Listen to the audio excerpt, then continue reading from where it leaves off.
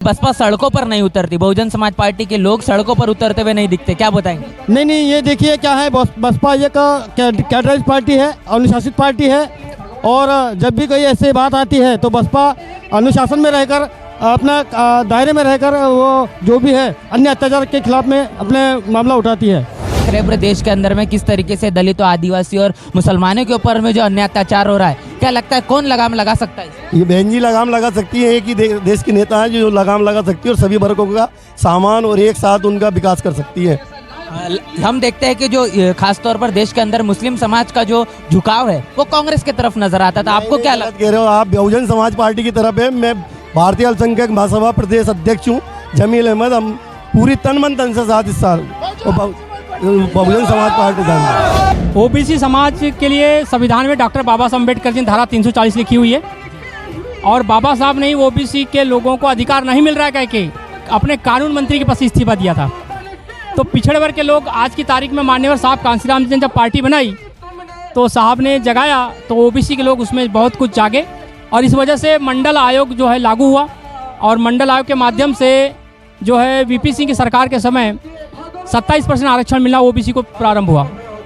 लेकिन आज की तारीख में ओबीसी को उनके अधिकार ना मिले कह के जो भारतीय जनता पार्टी की सरकार है ये कहीं भारत पाकिस्तान, कहीं मंदिर मस्जिद की बात लाती है।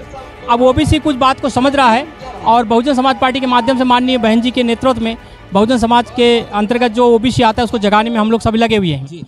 साथ जय भी, मैं हूं पराग महेंद्र, आप देख रहे हैं नेशनल चौपाल। इस वक्त हम लोग मध्य प्रदेश भोपाल में हैं। बता दें बहुजन समाज पार्टी का आज एक विशाल पैदल मार्च का आयोजन किया गया है जिसका नेतृत्व आकाश आनंद जो बहुजन समाज पार्टी के राष्ट्रीय कोऑर्डिनेटर इनके नेतृत्व में होगा।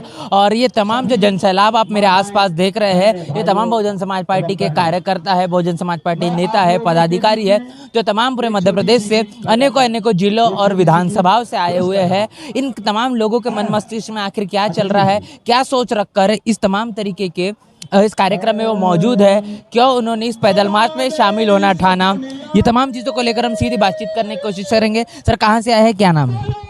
डीएल बहुत सर छतरपुर से आए हैं जी। क्या बताएंगे, कमलनाथ और धीरेन्द्र शास्त्री आपके ही छतरपुर से है, किस तरीके से देखते? तस्वीर लगातार वायरल हुई, कमलनाथ ने और धीरेन्द्र शास्त्री का स्वागत किया आपके छतरपुर के। देखिए ये तो अपने अपने आस्था है, लोग उस पर आस्था रखते हैं। हम लोग तो बहुजन समाज पार्टी के लोग हैं सर और महापुरुषों की विचारधारा के अनुसार हम लोग चलते हैं। और नहीं, कांग्रेस ये कहती है कि हम जो संघीय एजेंडा है ना, जो आरएसएस का एजेंडा है इसके विरोध में काम करते हैं और जो धीरेन्द्र शास्त्री है उनको जो बुलाने वाले लोग हैं वो तमाम भारतीय जनता पार्टी के लोग हैं। तो कमलनाथ भी वही काम कर रहे थे, इसमें क्या अंतर दिखते, क्या समानता दिखते? देखिए वो तो दोनों ही एक ही पार्टी हैं, दोनों उन बीजेपी को कांग्रेस की तो दोनों एक ही विचारधारा है। बहुजन समाज पार्टी है ये सर्वजन हिताय सर्वजन सुखाय की पार्टी है।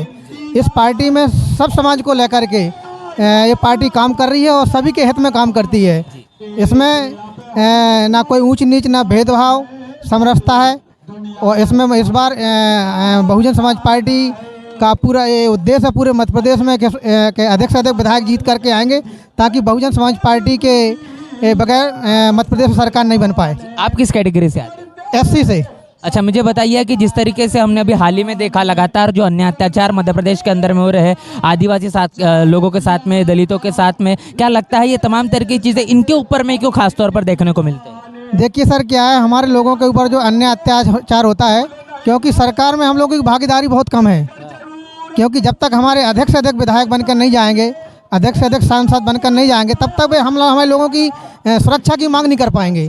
इसलिए इस बार हम लोगों ने कसम खाई कि 2023 में बहुजन समाज पार्टी को इस बार मध्य प्रदेश में सरकार बनाना बहुत जरूरी है। अच्छा, प्रधानमंत्री मोदी को टक्कर देश में कौन दे सकता है? आदरणीय बहन कुमारी मायावती जी।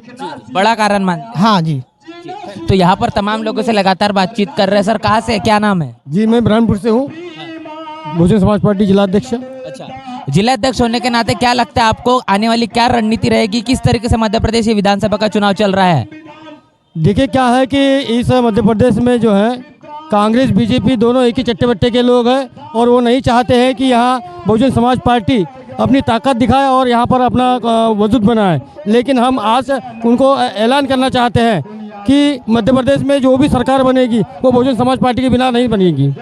क्या लगता है अभी मध्य प्रदेश में अन्य अत्याचार अपने चरम सीमा पर है, क्या बहुजन समाज पार्टी इन तमाम चीजों के ऊपर लगाम लगा सकती है? बिल्कुल बिल्कुल, जो जितने भी अन्य अत्याचार हो रहे हैं बीजेपी सरकार में हो रहे हैं। और रही बात राजस्थान की, तो वहाँ राजस्थान सरकार में भी दलितों के ऊपर, पिछड़ों के ऊपर, मुस्लिमों के ऊपर, अन्य सभी लोगों के ऊपर वहाँ पे अन्य अत्याचार हो रहे हैं। बलात्कार जैसी घटनाएं हो रही है, छोटी छोटी बालिकाओं के साथ में बलात्कार हो रहे हैं। यहाँ आए दिन जो है गुंडागर्दी का हो रही है, भ्रष्टाचार हो रहा है।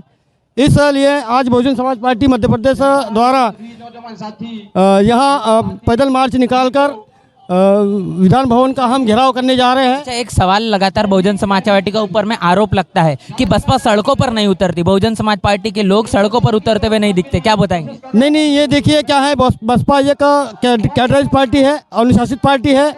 और जब भी कोई ऐसी बात आती है तो बसपा अनुशासन में रहकर, अपना दायरे में रहकर वो जो भी है अन्य अत्याचार के खिलाफ में अपने मामला उठाती है।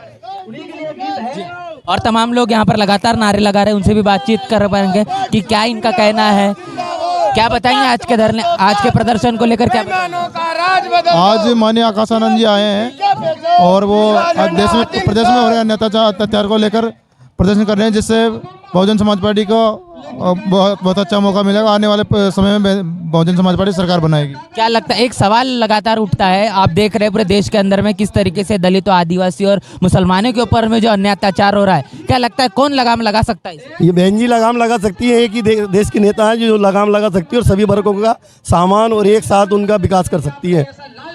हम देखते हैं कि जो खासतौर पर देश के अंदर मुस्लिम समाज का जो झुकाव है वो कांग्रेस की तरफ नजर आता था, आपको क्या लगता है? कह रहे हो आप, बहुजन समाज पार्टी की तरफ है। मैं भारतीय अल्पसंख्यक महासभा प्रदेश अध्यक्ष हूँ जमील अहमद। हम पूरी तन मन धन से साथ इस साल बहुजन समाज पार्टी तमाम लोगों का क्या कहना है? सर कहाँ से आए, क्या नाम है? श्योपुर से कासराम सेंगर, जिला प्रभारी श्योपुर। अच्छा, बताएंगे किस तरीके से इस प्रदर्शन को लेकर आप क्या कहना चाहते हैं? आकाश आनंद को लेकर लगातार सवाल निशान खड़े होते हैं कि वो सड़कों पर नहीं उतरते, लोगों के बीच में नहीं जाते।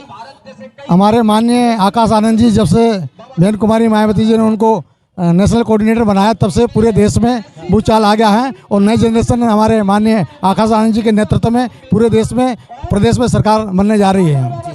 क्या लगता है मध्य प्रदेश में किस तरीके से भागीदारी रहेगी, कितने लगता है कितनी सीटें ला सकती है? मध्य प्रदेश में 230 विधानसभा है, पूरे प्रदेश में बहुजन समाज पार्टी का खासा जनाधार है। ये इतिहास रहा बहन कुमारी मायावती जी का। आने वाले समय में 2023 में मध्य प्रदेश में बहुजन समाज पार्टी की सरकार बनेगी। यदि बहुजन समाज पार्टी के बिना किसी प्रदेश में सरकार बनने वाली नहीं है। पूरा देश के दलित, मुस्लिम, लगातार हम तमाम लोगों से बातचीत कर रहे हैं। आप इन कार्यकर्ताओं के अंदर में जो जोश और जुनून है, ये आप देख सकते हैं कि किस तरीके से लगातार ये जोश और जुनून लगातार हमको देखने को मिल रहा है और ये जोश और जुनून लगातार बढ़ता हुआ नजर आ रहा है।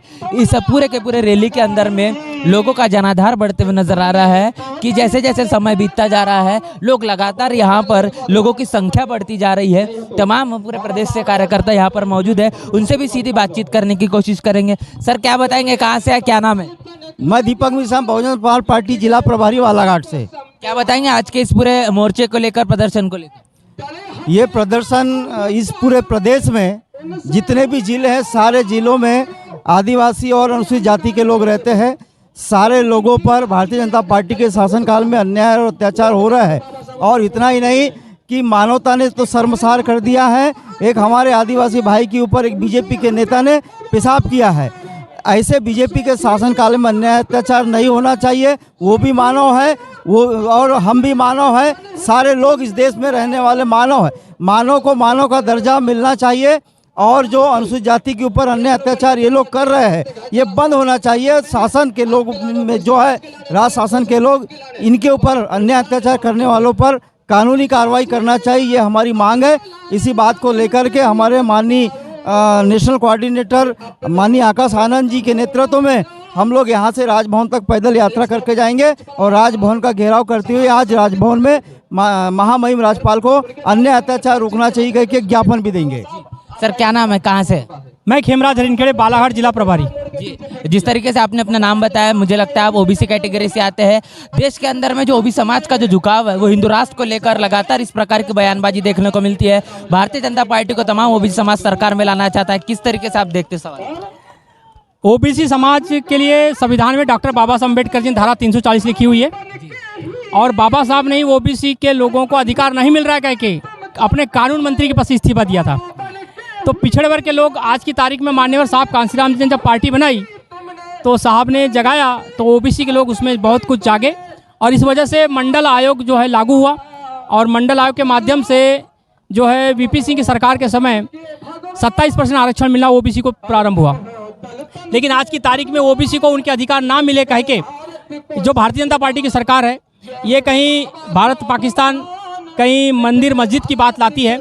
अब ओबीसी कुछ बात को समझ रहा है और बहुजन समाज पार्टी के माध्यम से माननीय बहन जी के नेतृत्व में बहुजन समाज के अंतर्गत जो ओबीसी आता है उसको जगाने में हम लोग सभी लगे हुए हैं। मध्य प्रदेश के में भी जो है ओबीसी यहाँ ज़्यादा संख्या में रहता है, लेकिन यहाँ पर जो जिनकी सरकार चल रही है भाजपा की ये अपने आप को हिमायती बताते हैं ओबीसी के, लेकिन ओबीसी के अपने आप को हिमायती तो बताते हैं लेकिन यहाँ पर ओबीसी को 14% आरक्षण मिल रहा है जबकि केंद्र से 27% मिलता है, यहाँ 14% मिल रहा है।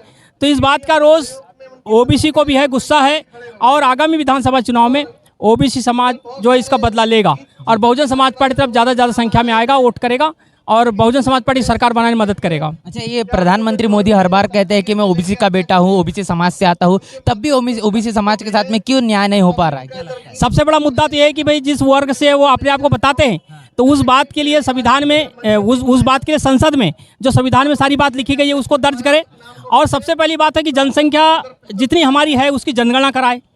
अगर ओबीसी के हिमायती है तो या ओबीसी के अपने आप को बताते हैं तो हमारी जनगणना हो नहीं पा रही है। तो अगर ओबीसी के बताते तो करना चाहिए, लेकिन वो ऐसा है कि बताते रहते हैं, वो करते कुछ नहीं है।